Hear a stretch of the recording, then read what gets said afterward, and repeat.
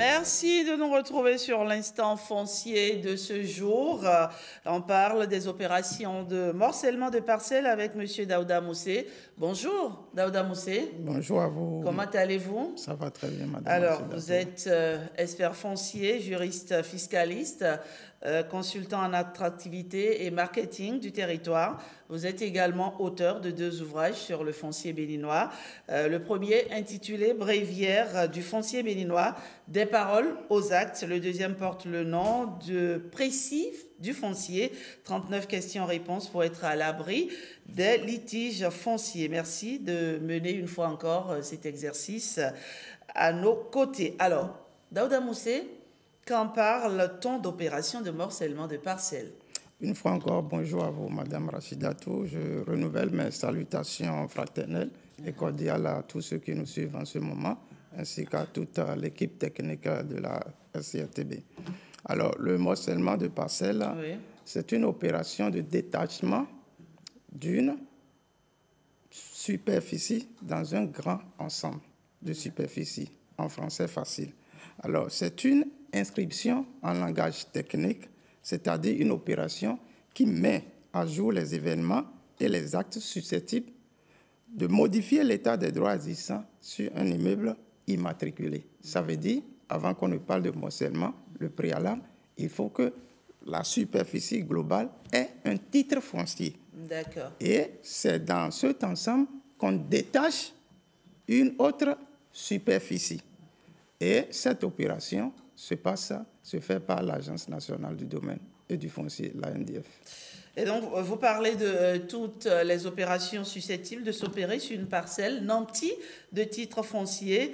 Voulez-vous dire qu'on peut ainsi avoir plusieurs types d'opérations de morcellement sur une parcelle munie d'un titre foncier? C'est bien cela? Oui, bien évidemment. On peut avoir plusieurs opérations, mais chaque opération, il y a l'expression morcellement qui suit chaque opération. Donc, on peut effectivement avoir plusieurs opérations de morcellement sur une même parcelle. Absolument. D'accord. Oui. Morcellement pour 10, c'est une sorte de découpage. Absolument. N'est-ce pas? Oui. Et donc, partant de ce principe, est-ce que vous pouvez essayer de nous citer les différents morcellements qu'on peut avoir sur un titre foncier, tout en l'expliquant, bien entendu, chacun d'eux? Pêle-mêle, nous avons le morcellement attribution. C'est quoi le morcellement attribution? En français facile, c'est une opération qui se passe sur un domaine appartenant à l'État central et nanti de titres fonciers. Vous savez, madame Rachida, il peut arriver que l'État exproprie pour cause d'utilité publique une frange de population. Alors, l'expropriation fait appel à un dédommagement. Et le dédommagement peut être en espèces ou en numéraire. Lorsque le dédommagement est en espèces, ça veut dire qu'on arrache votre parcelle et on vous indemnise, on vous donne de l'argent. Lorsque c'est en numéraire, ça veut dire qu'on procède à la compensation. C'est-à-dire quoi? L'État vous exproprie et décide de vous reloger ailleurs. Okay. Alors, voilà qu'ailleurs, là, c'est son domaine. Et il a un titre foncier au nom de l'État. Alors, lorsqu'on vous reloge ailleurs, il va se passer un morcellement de l'ensemble du domaine de l'État pour que chacun ait sa parcelle. Alors, sur la base donc de l'attestation de recasement qu'on va délivrer à chacun, ils iront chercher le titre foncier individuel qui sort donc de cet ensemble qui est le domaine de l'État.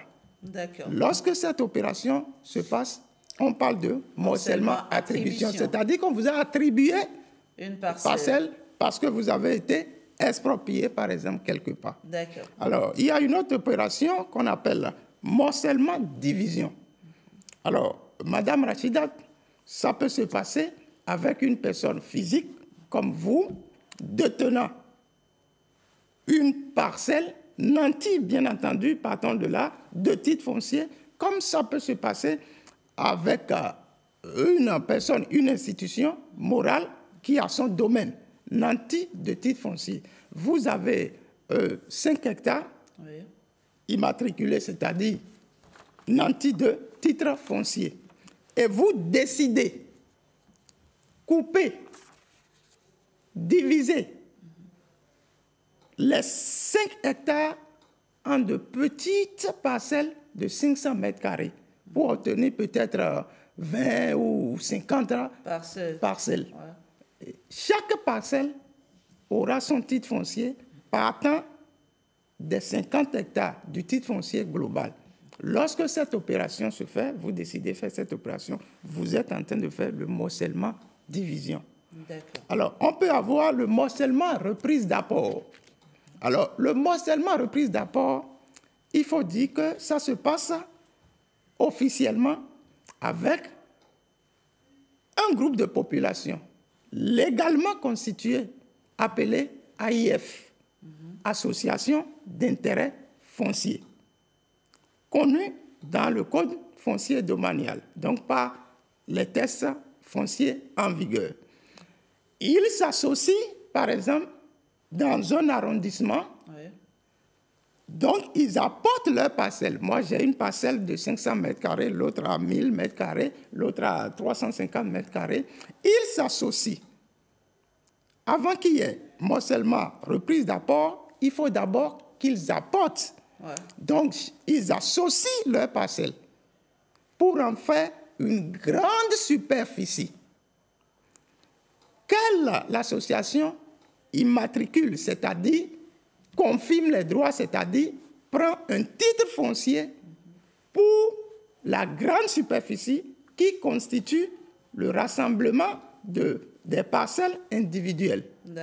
Après le titre foncier, alors, global, sur l'ensemble de leur superficie, chacun maintenant, sur la base toujours d'une attestation de recasement, ira à l'ANDF pour se faire délivrer son titre foncier individuel, histoire de reprendre la parcelle qu'il avait donnée pour contribution.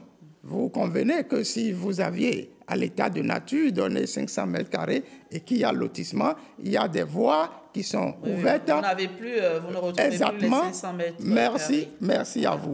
Alors, lorsque on finit ça, on a, par exemple, le morcellement-vente. Madame, en français facile, Madame Rajidat, vous avez 2 hectares de parcelles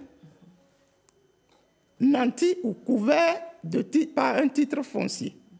2 hectares couverts par un titre foncier. Vous décidez de me vendre 1 hectare dans les 2 parcelles, dans les 2 hectares. Vous avez 2 hectares nantis de titre foncier. Vous décidez de me vendre 1 hectare. Alors, l'opération par laquelle 1 hectare me revient et vous gardez le reste s'appelle simplement morcellement-vente. Alors, ça veut dire l'hectare qui me revient sera aussi nanti de titre foncier, mais cette fois-ci en mon nom, et le reste qui vous retient sera également nanti de titre foncier, mais en votre nom. Et enfin, nous avons le morcellement-donation. Un papa qui a 5 hectares nantis de titre foncier décide de donner 3 hectares à son fils. Alors, cette opération s'appelle simplement morcellement-donation. Voilà un peu. Très bien. Alors, je retiens qu'il y en a 4 ou 5. Le morcellement attribution, le morcellement division, le morcellement titre, le morcellement vente. Voilà, le morcellement donation. Le morcellement donation. Donc, ça fait 4 au total. En tout cas, merci pour ces explications venant d'un expert comme vous. Quelque chose d'autre à ajouter? Un mot de la fin? Je pourrais vous dire, Madame Rachidatou, la dernière mission qu'on a eu à faire ici, les gens nous ont intenté de procès parce que ils ont estimé, on m'a appelé, j'ai eu beaucoup d'appels, ils ont estimé que nous n'avons pas cité de façon exhaustive les actes présomptifs de propriété. Vous savez, l'émission, la thématique était les pièces à constituer pour aller au titre foncier. Et dans ces pièces, parmi ces pièces, il y a les actes présomptifs de propriété. Et moi, j'avais cité que 3. Ouais. Effectivement, il y en avait beaucoup, plusieurs du moins. Vous savez, je leur ai répondu que ici, ce n'est pas une réduction de compte, ce n'est pas une communication, ce n'est pas un meeting, ce n'est pas un débat de 60 minutes. Nous sommes rétrécis, nous sommes contraints par le temps. Encore que ces actes dont il parlait, ce sont des actes, pour la plupart, qui ne se délient plus. Par exemple, le permis d'habiter, c'est vrai, c'est un acte présomptif de propriété. Lorsque vous avez ça, vous pouvez aujourd'hui aller au titre foncier, mais ça ne se délivre plus. Par exemple, le certificat administratif, ça ne se délivre plus. C'est bien, c'est vrai, il y a le certificat d'inscription qui est là, il y a le certificat d'enregistrement cadastral, mais ils doivent comprendre que l'émission n'était pas focalisée sur les actes présomptifs de propriété, mais plutôt sur les pièces à constituer. Et parmi ces pièces, il y avait les actes présomptifs de propriété. Mais de toutes les façons, je leur ai dit de façon exhaustive, nous avons déjà fait des ouvrages depuis 2021. En 2023, ils peuvent déjà aller se procurer et lire ça.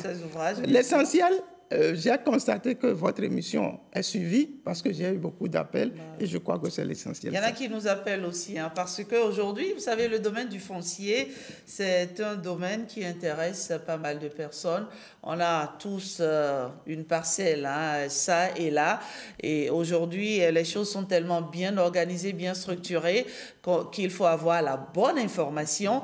Et c'est d'ailleurs la raison d'être de cette rubrique qui revient en force pour vous permettre, chers amis téléspectateurs, de ne plus vous faire avoir et de savoir où aller, où avoir la bonne information, quoi faire pour sécuriser vos différentes parcelles. Merci, Daouda Moussé. On va se retrouver dans 2 semaines, toujours sur 5-6-7 matin. Excellente journée à vous. Merci à vous. À présent, l'heure du français avec Jean et Pat, comme j'aime bien les appeler. Allez, je les retrouve juste après ceci.